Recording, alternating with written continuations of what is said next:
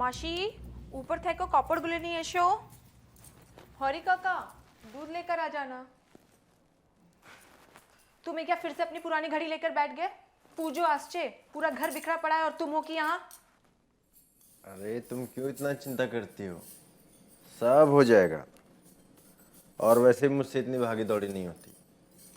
अपना सुबह है ना, उसे जाकर बोलो सब संभाल लेगा। दादा अरे आओ आओ सुबह। अभी बस तुम्हारी ही बात हो रही थी। तुम्हारी बोदी वो जो था पूजो पूजो करके व्यस्त हो रही है। मैंने कहा हमारा सुबह है ना, सब संभाल लेगा। क्यों? अरे दादा, वो मैंने जो नौकरी के लिए जो अर्जी दी थी वो मंजूर हो गई है। दिल्ली में पोस्टिंग है, सब मैनेजर की पोस्ट पर। है सती? देखा, मैंने कहा था ना हमारे शुभो की एक अच्छी सी नौकरी लगेगी, पूरे रिश्तेदारी में मिठाई बंटवाऊंगी। और अब तो मैं कहती हूँ जब हमारे शुभो की नौकरी लगी गई है तो क्यों ना इसके लिए एक अच्छी सी लड़की ढूंढ दे। क्या बॉडी, आप भी शादी को लेकर बैठ गई। अरे बड़ा अरे हाँ आ जाओ आओ। अरे दादा, वो अपने फूल वाले को बुलाने के लिए बोला था, मैंने उसे बोल दिया, वो शाम तक आ जाएगा। और दादा इस साल पूजो की मारामारी कुछ ज्यादा ही है, सब एक महीने पहले से ठीक करके रखना पड़ेगा। और दादा वैसे भी इस साल इस घर में पूजो की 100वीं सालगिरह है, तो अपन सब धूमधाम से मनाएंगे। और दादा वैसे भी इस साल तो सब हम छोटे भाइयों को ही करना होगा। राजेश दा, भावेश दा, निश्चिंतो दा सब तो पढ़ाई या नौकरी के लिए बाहर गए हैं, मोहल्ले में कोई बचा ही नहीं। अब सिर्फ हमारे शुभोदा बचे हैं। अरे कहीं नहीं जाने वाले तुम्हारे सुबोधा। सुबोधा के साथ में मिलकर तुम सब मोहल्ले के लड़के बड़ी धूमधाम से आयोजन करना। अरे बऊदी, आपने सफाई वाले को बुलाने के लिए बोला था ना, मैं बुला लाया, शायद वो भारी होगा। हाँ चलो चलो। हाँ हाँ हाँ। दादा वो आपसे एक ज़रूरी बात कहनी थी। हाँ बोलो। वो अगले हफ्ते ही मुझे दिल्ली के लिए निकलना पड़ेगा। अगले हफ्ते?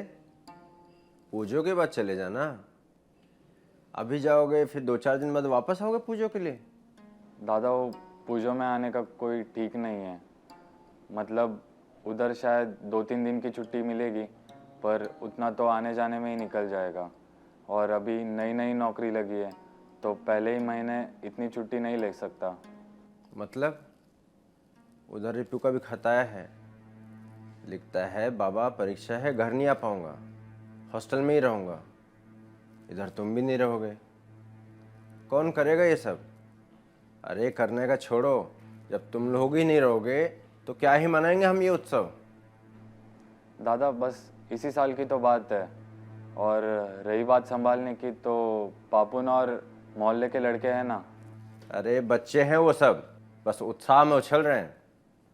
जब घर के ही लोग नहीं रहेंगे जिम्मेदारी लेने को तो बाहर वाला नहीं करेगा हमारे लिए आके।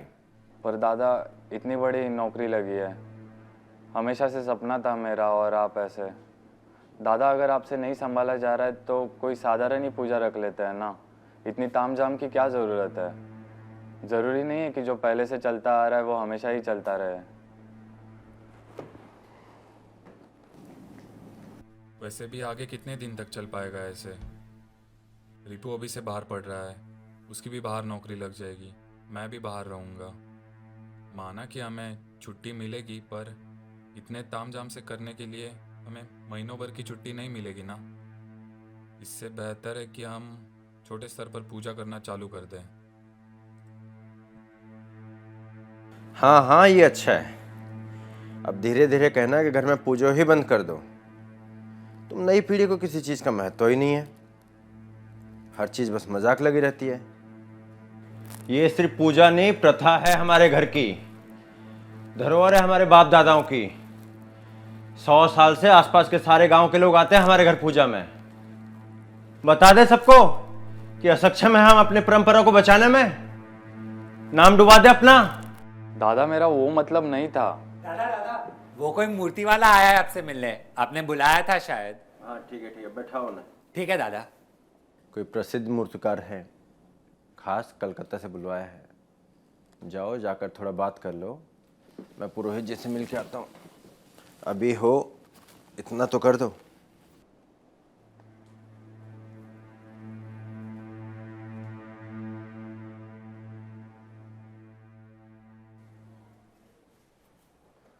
नमस्कार। नमस्कार जी बैठे ना, आप खड़े क्यों हैं? जी। आप निर्मल जी के? छोटे भाई, हम उनके छोटे भाई हैं। अच्छा अच्छा। भैया अभी आपका ही गुणगान गा रहे थे, बड़ा नाम सुना है आपका। सब ऊपर वाले का आशीर्वाद है, हम तो बस माँ की सेवा में लगे हैं। जी वो तो है, पर फिर भी हमारी घर की मूर्ति बिल्कुल अनोखी होनी चाहिए। 100वां साल गिरा है पूजो का। जी बिल्कुल। आपके घर की पूजो के बारे में अभी रास्ते में आते आते ना जाने कितने लोगों से सुनते आ रहा हूँ मैं। जब उन्हें पता चला कि मैं आपके घर की पूजो की मूर्ति बना रहा हूँ तो हमारी अलग ही खातिरदारी हुई। अब चिंता ना करें, मूर्ति उसी स्तर की बनेगी जिस स्तर का आपका नाम है। जी वो तो है, तो आप आज आराम कर लीजिए, मैं आपके रहने खाने का इंतज़ाम करवा देता हूँ और कल से फिर काम चालू कर देना। वैसे भी वक्त ज़्यादा नहीं है। नहीं नहीं, कल से नहीं। वो आज शाम मुझे खड़गपुर निकलना है, मेरे दफ्तर के कुछ कागजी काम है। वो तो आज रास्ते से आपका गांव पड़ा तो सोचा कुछ देर मिलकर आराम करके निकलता हूँ। जी अच्छा किया, पर दफ्तर का मैं कुछ समझा नहीं। जी कलकत्ता में मैं जिस दफ्तर में काम करता हूँ उसकी एक शाखा है यहाँ खड़गपुर में, तो वहाँ मुझे कुछ जरूरी कागज पहुँचाने हैं और कुछ लोगों से भी मिलना है। आप दफ्तर में काम करते हैं, तो फिर ये मूर्ति वगैरह? जी ये मूर्ति वगैरह बनाना तो हमारे खानदान की परंपरा है। हमारे बाप दादों की उम्र से हमारे यहाँ सब मूर्तिकार रहे हैं। मैं तो बस उसी परंपरा को आगे बढ़ा रहा हूँ। और रही बात दफ्तर की, वो मेरे अपने जीवन की शैली है। मेरे सारे भाइयों में से मुझे ही शौक था कि पढ़ लिख कर कुछ करूँ, पर हाँ पूजों के वक्त में अच्छी खासी छुट्टी ले लेता हूँ। क्या है ना, वो थोड़ा संतुलन बना के चलना पड़ता है, आखिर हमारी परंपरा नहीं टूटनी चाहिए। चलिए अब मैं निकलता हूँ, वापस आऊँगा तो आपसे मिलूंगा। जी ज़रूर।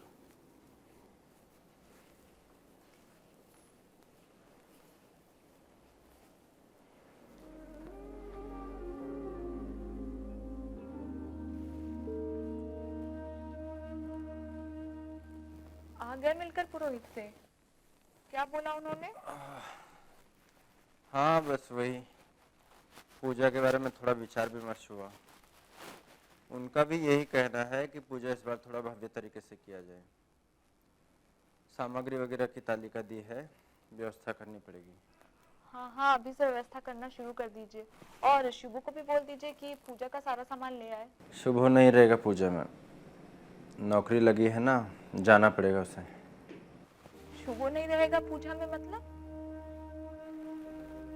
अपना रिपू भी नहीं है, शुभू भी चला जाएगा, हम अकेले क्या ही पूजा मनाएंगे। शुभू पूजा के बाद भी तो नौकरी के लिए जा सकता है ना। देखो नौकरी तो किसी के लिए रुकेगी नहीं।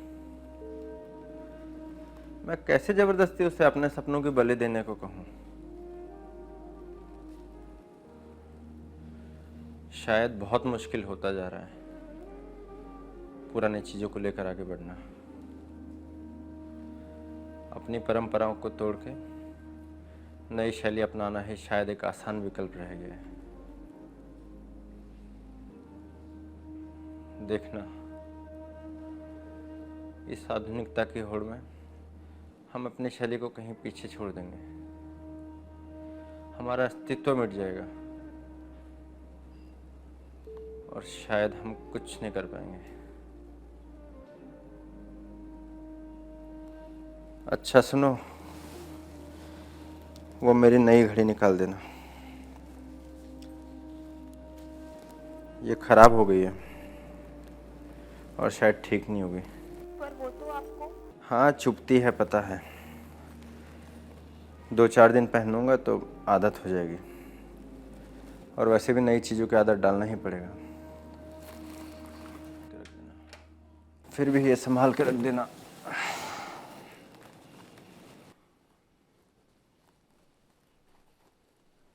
सब रूठे हैं मुझसे, पर मैं भी कहा खुद से खुश हूँ। मजबूर हूँ मझदार मैं किस तट को चुनूँ, असमंजस में हूँ। वास करने को एक नए जीवन में, क्या पुराना हर कुछ छोड़ दूँ। घर परिवार तो सब छूट ही रहा है, क्या अपने अस्तित्व से भी अब प्रवासी हो लूँ।